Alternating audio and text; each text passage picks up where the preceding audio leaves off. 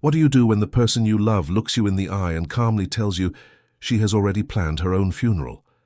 That was the moment the room stopped breathing. One ordinary afternoon, sunlight on the kitchen table, teacups between us, and my 84-year-old wife said words that split my world open. No drama, no tears, just quiet certainty. She even mentioned one last detail that froze my hands mid-air. She had invited her ex-husband, and I am still married to her.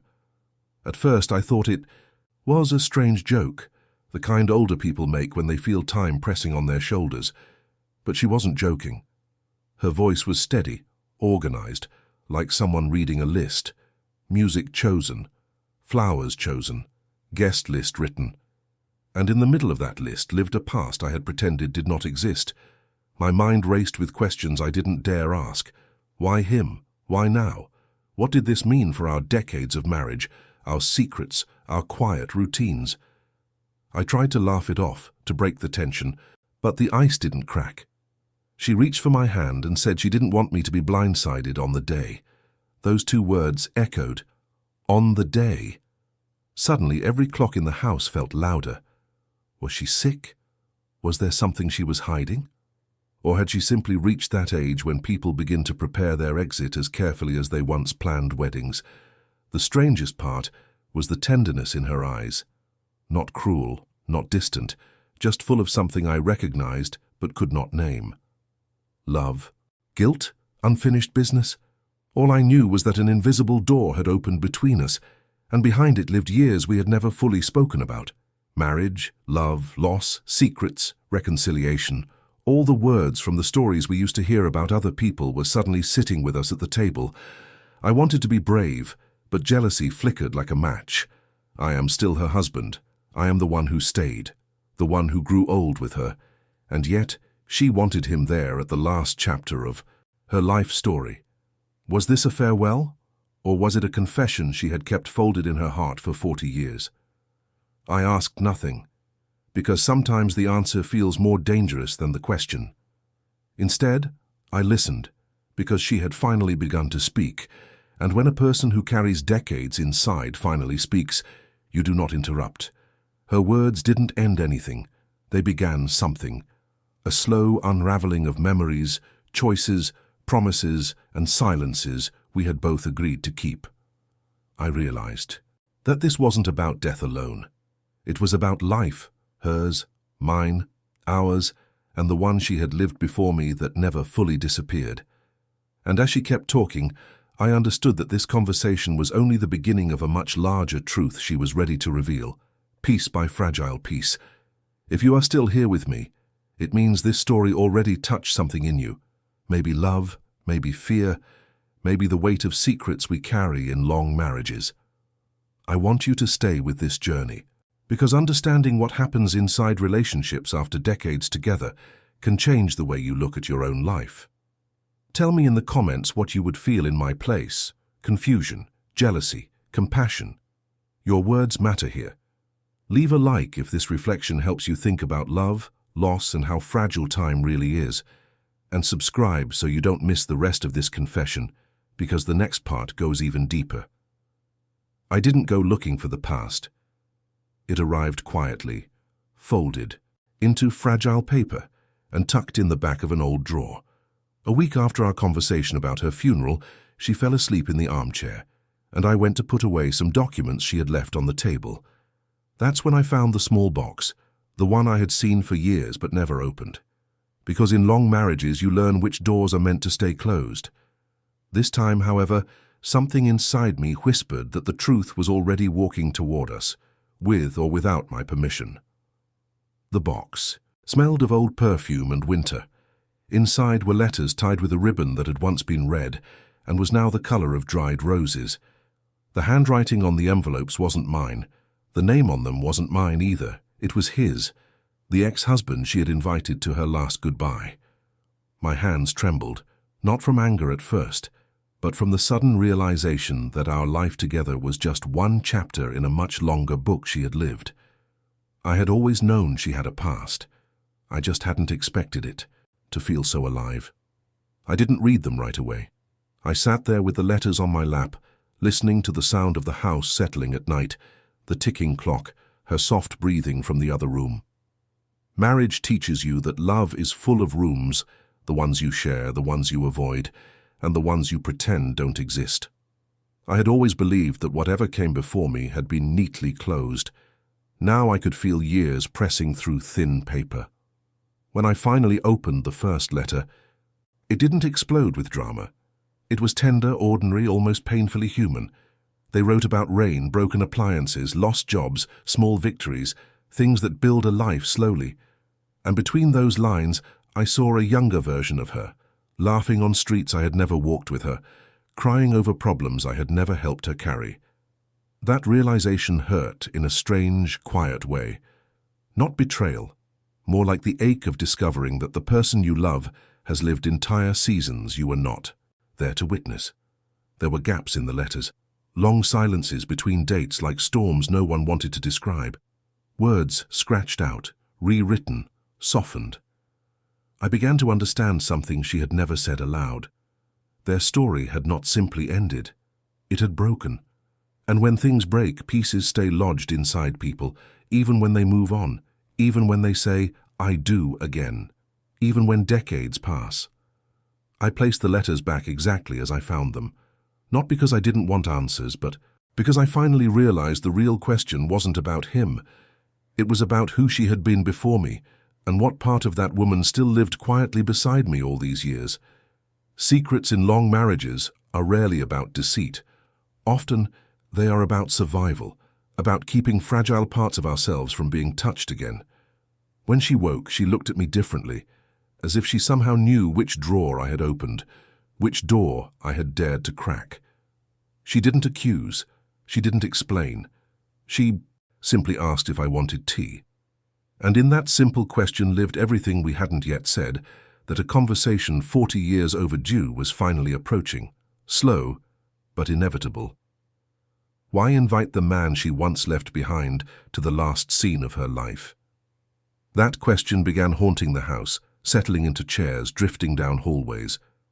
I didn't ask her directly, not yet.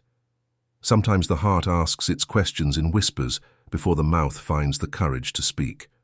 Still, the thought pulsed under everything we did, breakfast, medicine, evening television. Behind every ordinary gesture lurked the extraordinary truth that she had chosen him to witness her final farewell. Jealousy came in waves, not loud but steady, like a tide that keeps returning. I am the one who stayed through illnesses, moves, sleepless nights, years that tested us. So why him? Was it unfinished love? Was it forgiveness? Or was there a wound that had never healed, needing one last thread to be tied before she could rest? With age, you learn that love is not a straight line. It bends, doubles back, leaves footprints in places you thought you'd forgotten. One evening, she mentioned his name out loud for the first time in decades, not dramatically, casually, like a memory brushing past. She said it with a softness I had not heard before, not passion, not longing. Something more complicated. I saw in her face a mixture of gratitude and grief, like someone remembering a house they once lived in and had to leave in a storm. In that moment I realized the past is never truly past. It lives under the floorboards, creaking when the night grows quiet. A twist I didn't expect came when she took my hand and said, "You saved the second half of my life." That sentence cracked something open. It meant the first half had needed saving. It meant he belonged to a chapter that hurt and shaped her at the same time. Maybe she didn't want him at the funeral because she still loved him. Maybe she wanted him there because she had finally stopped loving him and needed him to see who she became without him. Or maybe she wanted peace, the kind you can't buy or fake or postpone. I began to see that this wasn't a triangle. It was a life. Our marriage wasn't competing with her past. It had grown beside it. Secrets do not always mean betrayal. Sometimes they mean protection, the fragile work of carrying pain without letting it spill everywhere. Yet the question remained, bright and relentless. What did she still need to say to him that she couldn't leave unsaid? I didn't press. Instead, I stayed close, listening between her words, noticing what she didn't say as carefully as what she did. I sensed that the conversation we'd been circling for years was finally drawing near, and that my role was not to win but to understand what love demands of us after a lifetime together. Have you ever looked back at a lifetime and wondered which moments defined it, not in grand gestures but in quiet choices? After she spoke his name, my mind didn't stay in the present. It wandered through decades like rooms in an old house. I saw our first apartment with its cracked walls and second-hand furniture, the nights we laughed until we cried, the arguments that lasted until dawn and then disappeared into apologies over coffee. I remembered the promises we made when we were young enough to believe promises could control the future, and the ways real life gently, sometimes brutally, corrected us. Growing old, beside someone means carrying not just love, but also a record of every unspoken word. There were years we drifted, not because of betrayal, but because of exhaustion, illness, work, and the slow erosion that routine brings. We didn't always talk about our fears.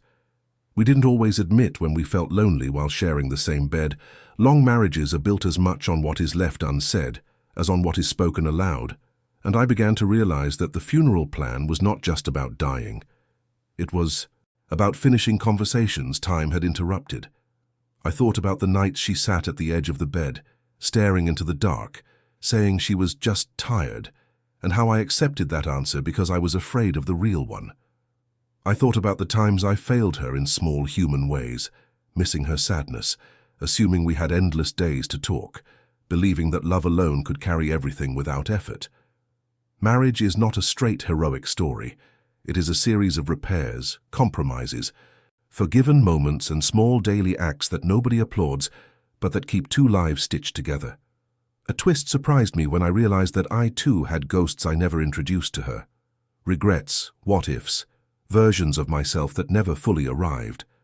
We both brought histories into our home and quietly arranged them on invisible shelves. Maybe that is what lifelong love actually is. Two archives standing side by side, learning to coexist.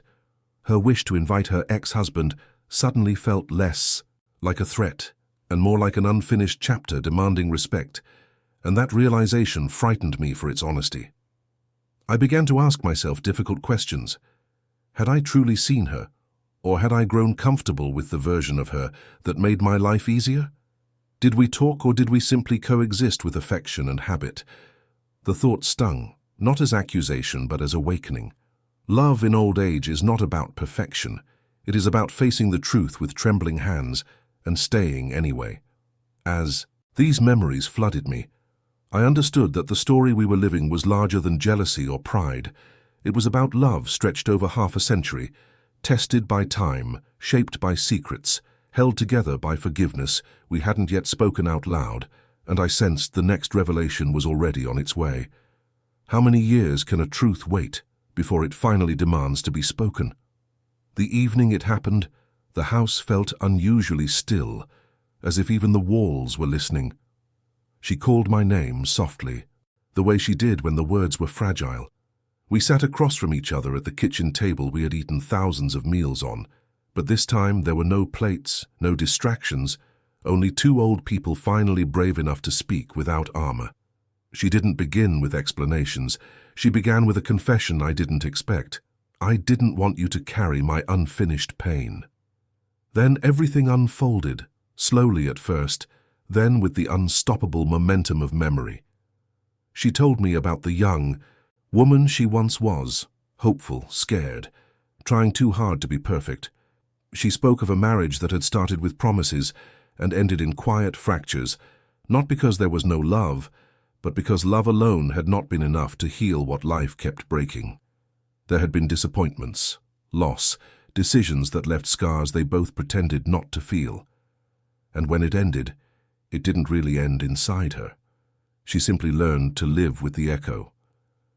Then came the twist that changed the air between us. She looked straight at me and said, "I did not choose you instead of him. I chose a different life." In that sentence, I heard respect, not comparison. I wasn't a replacement. I was a turning point. She loved me in a way that grew slowly and deeply, the kind of love built on shared breakfasts, hospital rooms, laughter in grocery aisles, and the ordinary heroism of staying. But there was also grief she had buried, grief that had shaped her and had never been properly laid to rest. She didn't want her ex-husband at the funeral as a romantic gesture. She wanted him there as a witness, to the end of a story they had both carried, to the woman she became after everything, to say a goodbye they were too young to say well. She was asking for closure, not permission, and in that moment I realized that loving someone for a lifetime sometimes means standing beside them while they say farewell to the person they used to be. I felt something unexpected rising in me, not anger, but tenderness. We were not two rivals across decades. We were two survivors of different histories who had chosen each other anyway. And by finally naming the truth, she had invited me into a room of her life she had always kept locked, trusting that I would not break anything inside it. How do you walk into a day your wife designed for her own absence? The morning of the funeral arrived quietly, like snow that had fallen overnight. The clothes were already laid out, her favorite photograph chosen, the hymns she loved carefully listed in her handwriting. Everything felt strangely gentle and unbearably precise. It was as if she had tidied the house of her life before leaving, making sure none of us would get lost inside it. Even then, I kept half expecting her to come out of the bedroom and ask whether my tie was straight. The chapel was filled not with grand speeches, but with the soft sound of shared memories. Friends from every chapter of her life appeared like pages turned one by one. Our children sat close, their faces carrying both our features and our grief. I watched people touch the program she had chosen, smile at the music she had requested, and I realized she had left us a final gift: clarity. She had taken control of the part no one wants to plan and turned it into a message about who she truly was. And then he arrived. He didn't enter dramatically. He slipped in quietly, hat in his hands, older than in the photographs I had secretly imagined, carrying his, years the way we all do, unevenly. For a moment time folded. Past and present stood side by side in a single small chapel. Our eyes met, not as enemies, but as two men who had loved the same woman in different seasons of her life. There was no competition left. Age has a way of sanding down sharp edges. All that remained was respect, and something like silent understanding. During the service, stories were shared, not about perfection, but about laughter, stubbornness, kindness, the way she insisted on sending birthday cards to everyone, the way she refused to give up on people. Listening to them, I realized I was learning new details about the woman I had slept beside for decades. Even after a lifetime, there are still corners of someone's soul you haven't explored. Love, it turns out, is endless geography. The unexpected twist came afterward, beside the sunlight and the soft murmur of people saying goodbye. He approached me slowly, uncertain if he should. His voice was careful. He didn't speak about romance or regret. He thanked me, not dramatically, not performatively, simply, honestly, for the life she had lived by my side. He said she had told him she had been happy. Not perfect, not easy, but deeply, genuinely happy. And in that moment, my jealousy loosened its grip, replaced by something humbler and truer, gratitude that both of us had helped shape the woman we loved. I understood then why she wanted him there. It was not to reopen old wounds, but to close them with witnesses, to stitch the beginning of her life to the end of it, to let every version of herself stand in the same room and finally rest. And I stood there, still her husband, not diminished, but strengthened by the truth that love is bigger than pride and wider than the stories we tell ourselves to feel safe. People drifted away slowly, like waves receding. I stayed until the last note of the music faded. I wasn't saying goodbye to our marriage. That doesn't end with a ceremony. I was saying goodbye to the woman whose life touched mine so completely that even silence felt full of her. What does it mean to be still married when the chair beside you is empty? People think marriage ends with paperwork or ceremonies, but they don't see the quiet ways it keeps breathing inside your days. After the funeral, the house didn't feel abandoned. It felt full of echoes, her mug on the shelf she always used, the notes in the margins of her books, the dent on her pillow where her head once rested. Grief is not loud, it is ordinary. It hides in breakfast tables and unopened closets and the instinct to call someone who can no longer answer. Yet here is the unexpected truth that surprised even me. I didn't feel replaced or overshadowed. Instead, I felt woven into the entirety of her life, past, present, the parts that existed before me and the parts I will now carry forward.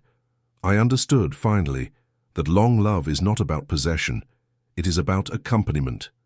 We walk beside each other for as long as life allows, and then one keeps walking with both stories inside their chest.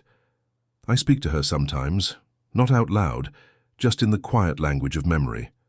I tell her when the garden blooms the way she liked it, when the kettle whistles exactly at the right moment.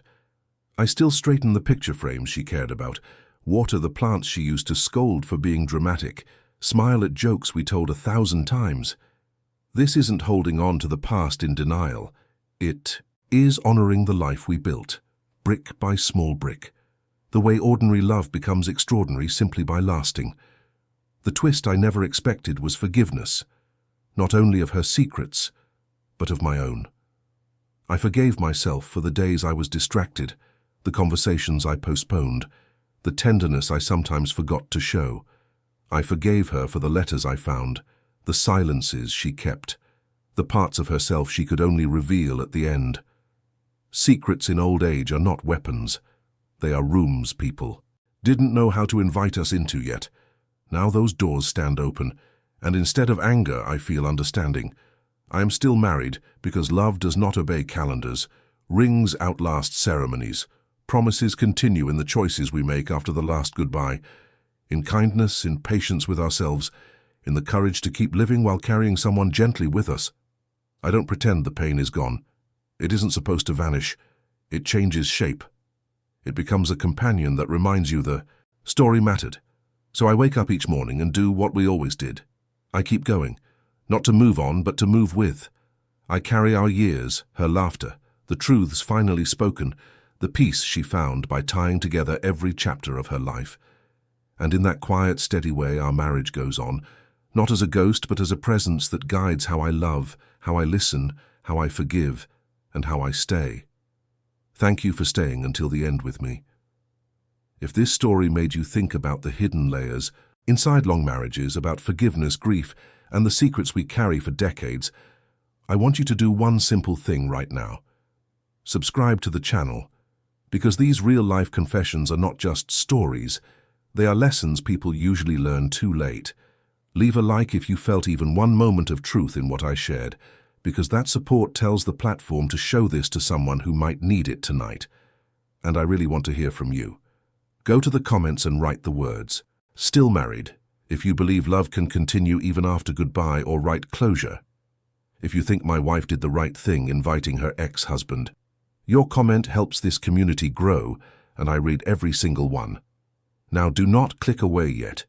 The next video is appearing on your screen right now, and it is another late confession from an elderly marriage that will hit you even harder. Tap it, keep watching, and I will see you there.